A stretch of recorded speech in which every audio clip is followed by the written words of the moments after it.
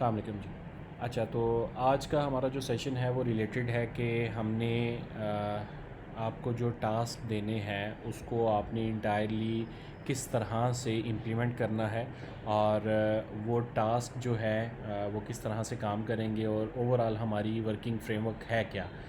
सो उसके लिए मैंने आप सबके साथ ग्रुप में एक पिक्चर शेयर कर दी हुई है, तो मैं यहाँ पर आपके सामने ओपन करता हूँ और दैन फिर मैं आपको वन बाय वन स्टार्ट करवाता हूँ।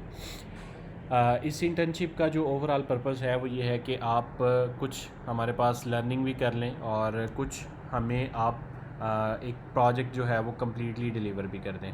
तो स्टार्ट करते हैं जी। हमने करना कैसे है। सबसे पहले हम आप सबको कुछ प्रोजेक्ट्स की एक लिस्ट प्रोवाइड करेंगे। इस तरह से नहीं कि आप उसमें से सिलेक्शन कर रहे होंगे, बल्कि इस तरह से कि हम खुद आपको असाइन कर रहे होंगे कि कौन सा जो स्टूडेंट है वो कौन सी एप्लीकेशन या कौन सी वेब के ऊपर काम करेगा। तो जो भी हम आपको आइडिया प्रोवाइड करेंगे उस आइडिया को सबसे पहले आपने क्या करना है कि उसके अबाउट आपने रिसर्च करनी है। फॉर एग्ज़ाम्पल एक एप्लीकेशन है जिसको हमने आपको दी कि आपने ये एप्लीकेशन बनानी है। उस एप्लीकेशन की पॉसिबल है सिमिलर एप्लीकेशंस इंटरनेट पे पहले ही मौजूद हों। तो आपने एक तो उन एप्लीकेशंस को अपने पास डाउनलोड करना है, या वेब है तो वेब को आपने ओपन कर लेना है और उसको आपने कम्प्लीटली स्टडी करना है कि ये कैसे काम करती है और इसमें क्या क्या फंक्शनैलिटीज़ मौजूद हैं। तो उन सब को समझने के बाद जो अगला स्टेप है वो है कि आपने उसका एक कंप्लीट एनालिसिस बनाना है। एनालिसिस बनाने के लिए आप चैट जीपीटी को यूज़ कर सकते हैं और चैट जीपीटी को यूज़ करके आप एक कंप्लीट उसका जो एनालिसिस है वो आप एक फाइनलाइज स्टेज पे बना लेंगे। और करने के बाद स्टेप वन के ऊपर आपका जो फाइनल गोल सेट होगा वो आपको पता होगा कि आपने क्या करना है। इसका जो स्टेप वन है वो क्या है और इसका जो एंडिंग स्टेप है जब ये प्रोजेक्ट क्लोज़ होगा तो उस वक्त इसकी क्या स्टेट होगी। तो ओवरऑल अगर हम देखें तो ये एक हमने SDLC बनाया हुआ है, सॉफ्टवेयर डेवलपमेंट लाइफ साइकिल। लेकिन ये जो सॉफ्टवेयर डेवलपमेंट लाइफ साइकिल है ये basically based on AI implementation है। तो हमने इसको बनाया है, तो हम आपको इसके ऊपर फर्दर गाइड भी दे रहे हैं। अच्छा, जो स्टेप वन है जब आप उसको मुकम्मल कर लेंगे तो आपने स्टेप टू पर जाना है। स्टेप टू के ऊपर आपने क्या करना है कि उसके सिमिलर जो प्रोजेक्ट्स हैं उसको एक कम्प्लीटली एनालिसिस करना है और उसको एनालिसिस करने के बाद आपने उसका एक स्ट्रक्चर बना लेना है अपने पास, कि जिसमें आपको पता चल जाएगा कि आपने किस स्टेट के ऊपर अपनी वर्किंग करनी है। तो ये सारी करने के बाद आपके पास एक कंप्लीट एक एनालिसिस मौजूद होगा कि हमारे पास ओवरऑल जो प्रोजेक्ट है वो कहाँ पर हमारा पहुँचेगा। उसके बाद फिर जब आपको एक कंप्लीट प्रोजेक्ट का एनालिसिस हो जाएगा तो देन आपने थर्ड स्टेप पे जाना है। थर्ड स्टेप हमारा क्या है कि आपने जो गूगल स्टिच है इसको यूज़ करना है और गूगल स्टिच को यूज़ करते हुए आपने उसका एक कंप्लीट एक मॉडल बनाना है। ये कैसे काम करता है इसको अभी हम डिमॉन्स्ट्रेट भी कर लेते हैं और मैं आपको इसके अबाउट बता भी देता हूँ और उसमें हम एक प्रैक्टिकली एक प्रोजेक्ट करके भी देख लेंगे। सो हमने उसका एक कंप्लीट लेआउट बना लेना है। लेआउट बनाकर हमने उसको जो है वो ओवरऑल उसकी जितनी भी स्क्रीन्स होंगी वो सारी हमने प्रिपेयर कर लेनी है। जैसा कि हमने इसे प्रीवियस स्टेप के ऊपर कंप्लीट एक एनालिसिस कर लिया होगा, हमें उसमें पता होगा कि हमने क्या क्या काम करना है और कैसे कैसे करना है। सो मेजरली आपने उसकी सारी प्रॉम्प्ट्स रेडी कर ली होंगी और वो रेडी प्रॉम्प्ट्स आपने गूगल स्टिच को देनी है और उसने आपको एक कंप्लीट उसका जो डिज़ाइन है वो बना कर दे देना है। उसके बाद जी हमारा फोर्थ स्टेप आ जाता है जब आपने ये कंप्लीट डिज़ाइन बना लेना है और उसमें सारी की सारी आपने नेसेसरी एडजस्टमेंट्स कर लेनी है, तो आपने वो जो डिज़ाइन है वो हमें भेज देना है। हम उसको एक कम्प्लीटली रिव्यू करेंगे, हम देखेंगे अगर इसके अंदर कोई मज़ीद चीज़ ऐड ऑन होनी होगी या उसके मॉडिफिकेशंस वगैरह रिक्वायर्ड होगी तो हम इसके ऊपर जो है वो आपको फीडबैक दे देंगे और जो एडजस्टमेंट्स होंगी वो करने के बाद इसको हम एक नेक्स्ट स्टेप के ऊपर ले जाएंगे। जब ये आपका हमारे एंड से अप्रूवल हो जाएगा तो देन आपने क्या करना है कि इसके बाद हमारा जो सिक्स स्टेप है वो स्टार्ट हो जाएगा। उसमें आपने इसकी फ्रंट एंड इम्प्लीमेंटेशन स्टार्ट कर देनी है। अब जो लोग जिनको हमने मोबाइल ऐप दी होगी उन्होंने एंगुलर और आयोनिक को यूज़ करके जो है वो अपनी वर्किंग कर लेनी है और एक मोबाइल ऐप बनानी है, और जिनको हमने वेब दी होगी उन्होंने नेक्स्ट.js को यूज़ करके अपनी एक वेबसाइट बनानी है। और उसमें तमाम तर जो HTML CSS है ये ऑलरेडी गूगल स्टिच ने आपको प्रोवाइड की होगी, बोथ लोगों के लिए जो मोबाइल पर भी होंगे और जो वेब पर भी होंगे, दोनों को HTML गूगल स्टिच ने पहले ही दे दी होगी।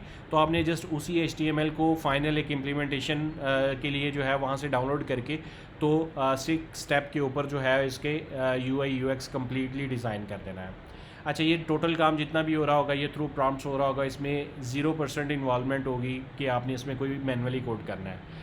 जैसे ही आपका फ्रंट एंड कंप्लीट हो जाएगा तो आपने सारी स्क्रीन को दोबारा से आपने इनिशियल प्लान के मुताबिक वेरीफाई कर लेना है, उसकी फंक्शनैलिटीज़ और नेविगेशंस मुकम्मल कर लेनी है, और मुकम्मल करने के बाद फिर आपने जो है उसको मुकम्मल करने के बाद आपने हमें रिव्यू के लिए भेज देना है। सो 8 स्टेप पर हम इसको दोबारा से रिव्यू करेंगे। रिव्यू करने के बाद हमने देख लेना है कि ये जो हमारी फ़ाइनल एक स्क्रीन थी जब ये बन जाएंगी तो बनने के बाद हमने देख लेना है कि ये क्या कम्प्लीटली हमें वो वाली आउटपुट दे रही है जो कि हमें डिज़ायर है, या फिर इसमें कोई मॉडिफिकेशन फर्दर रिक्वायर्ड है।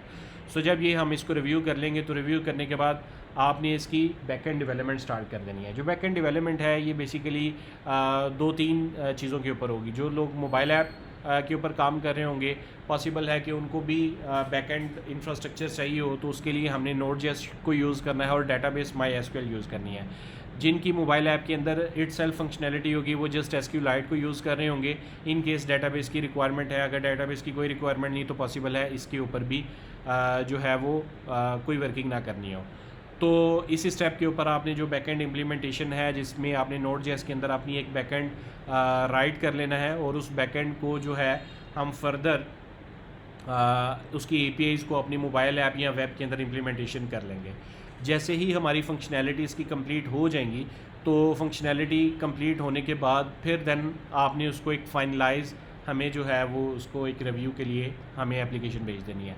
अब इस एप्लीकेशन को जो है वो हम दोबारा से रिव्यू करेंगे और फाइनल अगर उसके अंदर कोई मॉडिफिकेशन या कोई चीज़ हमें रिक्वायर्ड होगी तो हम उसको करने के बाद आपको इन्फॉर्म कर देंगे।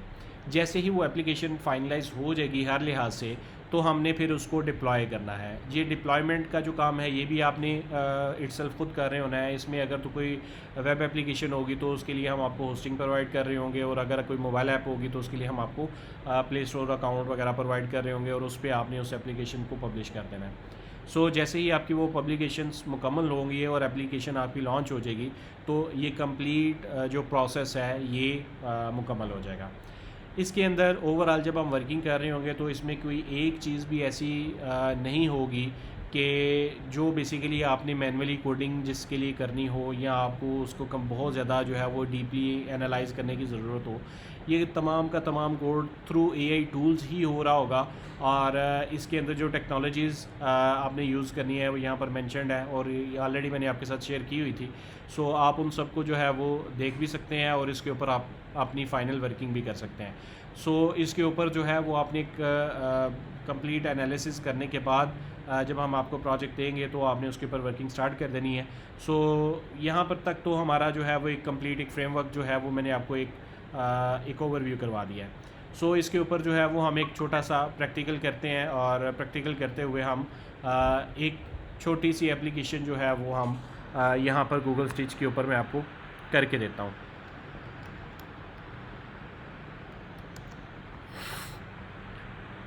सो सबसे पहले हम गूगल स्टिच के ऊपर आते हैं, और यहाँ पर आने के बाद यहाँ पर हमारे पास 2 मोड्स हैं, एक हमारे पास ऐप मोड है और एक वेब मोड है। सो फॉर एग्जांपल हम ऐप मोड के ऊपर ही मैं कह देता हूँ कि जी generate the interface of student portal for university. ठीक है, एक सिंपल सी प्रॉम्प्ट दे रहा हूँ, आप इसको एक डिटेल्ड प्रॉम्प्ट दे सकते हैं जिसके अंदर आप उसकी कंप्लीट फंक्शनैलिटी जो आपको रिक्वायर्ड हो वो आप उसके अंदर जो है वो राइट कर सकते हैं, जो कि आपकी एप्लीकेशन के लिए होगी। और ये कंप्लीट आपका जो एनालिसिस है ये आपने पहले से कर लिया होगा, और करने के बाद फिर आपने ये कंप्लीट प्रॉम्प्ट रेडी करनी है। ज़रूरी नहीं कि प्रॉम्प्ट एक ही बार में आपकी मुकम्मल आउटपुट आपको दे दे। आपकी एक प्रॉम्प्ट के बाद जो आपका आउटपुट आएगी उसको फर्दर आपने मॉडिफाई करके तो एक फ़ाइनल स्टेज पे जो है वो एप्लीकेशन को ले जाना है। तो ये जो स्टेप है इस स्टेप के ऊपर जो है वो हमारी कंप्लीट एप्लीकेशन जो है वो एक डिज़ाइन बिल्ड हो रहा होगा। तो इसमें हम इसको कलर स्कीम्स और बाकी सारी चीज़ें भी एज अ प्रॉम्प्ट दे सकते हैं। तो जैसे ही ये रेडी होती है तो हम इस पे फर्दर डिस्कस करते हैं।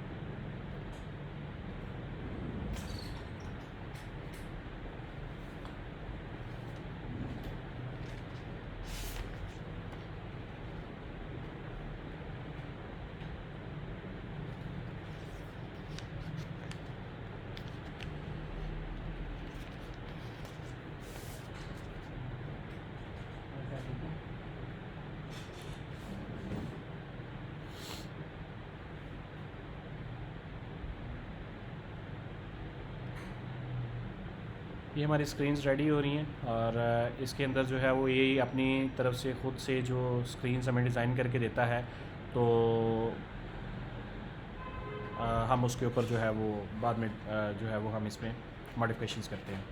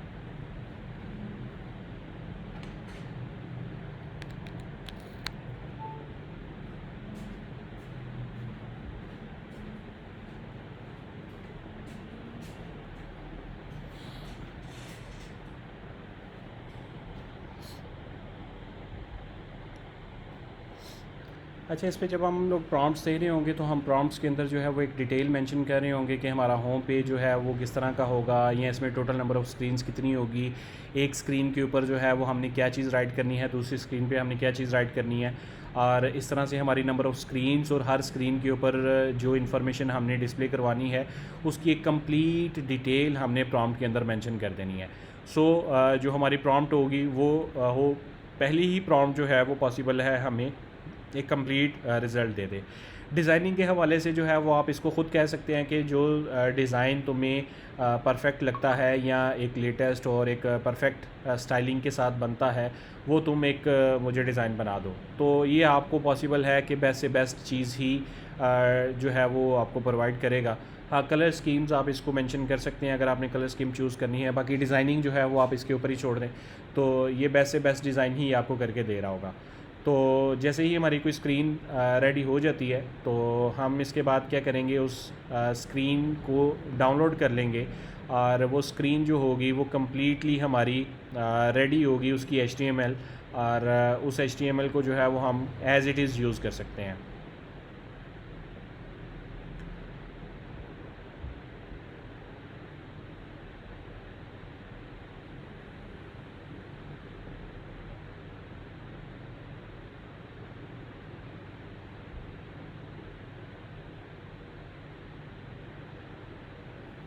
अच्छा, जब हमारी ये स्क्रीन्स रेडी हो जाती हैं और अगर मुझे किसी एक स्क्रीन के ऊपर जो है वो मॉडिफिकेशन करवानी है तो मुझे जस्ट उसको सिलेक्ट करना है और सिलेक्ट करके मैं उसको प्रॉम्प्ट दे सकता हूँ कि मुझे इस स्क्रीन के ऊपर ये वाली मॉडिफिकेशन चाहिए। यहाँ पे सिलेक्टेड आ जाती है, दैन मैंने मज़ीद प्रॉम्प्ट देकर उसको मॉडिफाई करवा सकता हूँ।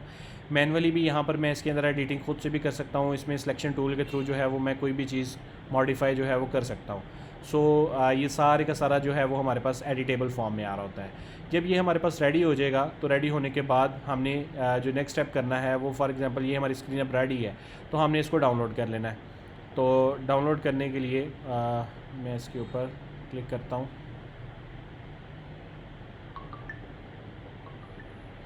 ये हमारे पास डाउनलोड का बटन आ रहा है, हमें जैसे इसको डाउनलोड करते हैं। डाउनलोड होने के बाद जब ये ओपन करते हैं, ये स्क्रीन बाय स्क्रीन मुझे डाउनलोडिंग के लिए दे रहा है, तो यहाँ पर ये मेरे पास कंप्लीट HTML कोड होगा। अगर मैं इसको ओपन करता हूँ तो ये मेरे पास ओपन भी हो जाएगा और ये कंप्लीट मेरे पास HTML रेडी जो है वो मेरे पास अवेलेबल होगी और ये फुली फंक्शनल भी होगी। जो स्क्रीन इसके अंदर हमने दी होगी वो उसके अंदर आपको फुली फंक्शनल करके देगा। अच्छा, स्टेप 1 के अंदर तो यहाँ तक हमारा काम मुकम्मल हो जाता है। इसके बाद मुकम्मल करने के बाद आपने जो अगला काम करना है वो उसके लिए आपके पास एक VS कोड आपके सिस्टम में मौजूद होना चाहिए। सो VS कोड के अंदर जो है वो हमने जो क्लाउड की प्लगइन है उसको हम डाउनलोड कर लेंगे। बेशक VS कोड ना भी हो, आप डायरेक्टली क्लाउड जो है वो अपने सिस्टम में डाउनलोड करके उसके अंदर एक फ़ोल्डर ओपन करेंगे और उसमें आपने अपनी ये सारी फ़ाइल्स रखी होंगी, और वो जो फाइल्स होंगी वो सारी की सारी फ़ाइल्स जो है वो आपको यहाँ पर जो सिस्टम के अंदर है वो आपको मिल जाएंगी। और उसमें आपने फ़र्दर जो वर्किंग करनी है वो इस तरह से करनी है कि क्लाउड को आपने फ़र्दर प्रॉम्प्ट्स देनी है और उसको कहना है कि इसको Next.js के अंदर या Ionic के अंदर मुझे बिल्डअप कर दो। तो वो इस कोड को ऑटोमेटिकली बिल्डअप कर देगा और बिल्डअप करने के बाद आपको एक फ़ाइनल प्रॉम्प्ट आपको बता देगा कि ये प्रॉम्प्ट्स आप दें, तो इसके ऊपर जो है वो आपकी ये आउटपुट जो है वो फाइनलाइज होती चली जाएंगी। तो जस्ट आपने ओवरऑल जो जितनी भी वर्किंग हमने आपको देनी है उन सब में आपने ओवरऑल जस्ट प्रॉम्प्ट की बेसिस पे काम कर रहे होना है। कहीं पर भी आपको मैनुअल कोड करने की ज़रूरत नहीं है, even a single line of code भी आपको करने की ज़रूरत नहीं है। थ्रू आउट जितने भी प्रोजेक्ट्स होंगे at the end of launching तक, वो थ्रू आउट सारे के सारा AI के थ्रू हो रहा होगा। सो आपका जो बेसिक काम है वो सिर्फ AI की प्रॉम्प्ट्स को समझना और उस प्रॉम्प्ट्स के ऊपर वर्किंग करते हुए आपने एक फ़ाइनल रिज़ल्ट अचीव करना। So that's all. जो एक इनिशियल ट्रेनिंग देनी थी, बाकी आपके जो क्वेश्चंस हैं हम उसको आंसर करते हैं।